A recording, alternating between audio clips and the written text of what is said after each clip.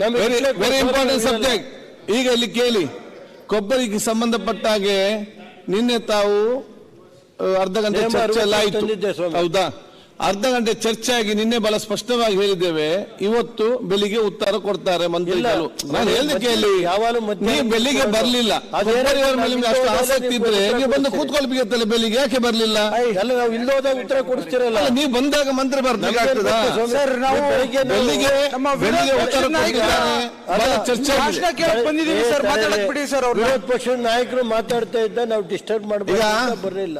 ಅಲ್ಲೇ ಹೊರಗಡೆ ಕೂತ್ಕೊಂಡು ನಾನು ನೋಡ್ತಾ ಇದ್ದೆ.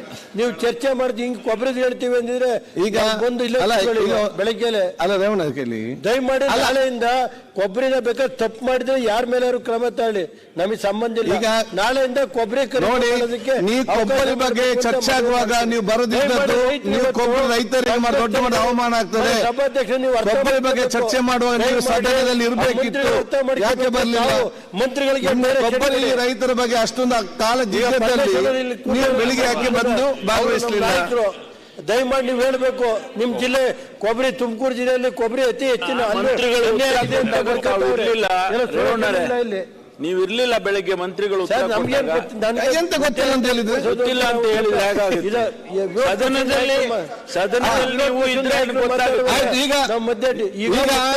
ಸರ್ ಏನು ಬೇಕಿಲ್ಲ. ನಾಳೆಯಿಂದ ಕೊಬ್ಬರಿನ ತಪ್ಪು ಮಾಡಿದ್ರೆ ಯಾರ ಮೇಲಾದ್ರು ಕ್ರಮ ಅಲ್ಲಲ್ಲ, ನಾಳೆಯಿಂದ ಖರೀದಿ ಮಾಡಿ. ರೇವಣ್ಣವರ ಒಂದು ನಿಮಿಷ ಅಷ್ಟೇ ನಾವು ಹೇಳೋದು. ಈಗ ರೇವಣ್ಣವರ ಒಂದು ನಿಮಿಷ ತೆಗೆದಾಕಿ ಅವ್ರು ಒಂದೇ ಸೆಕೆಂಡ್.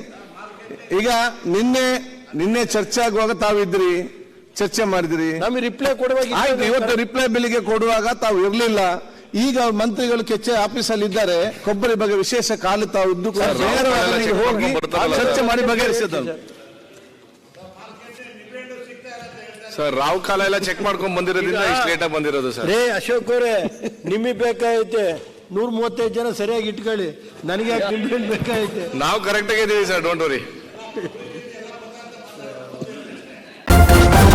ನ್ಯೂಸ್ ಫಸ್ಟ್, ನಿರ್ಭೀತಿಯಿಂದ ನಿಮ್ಮ ಪರವಾಗಿ.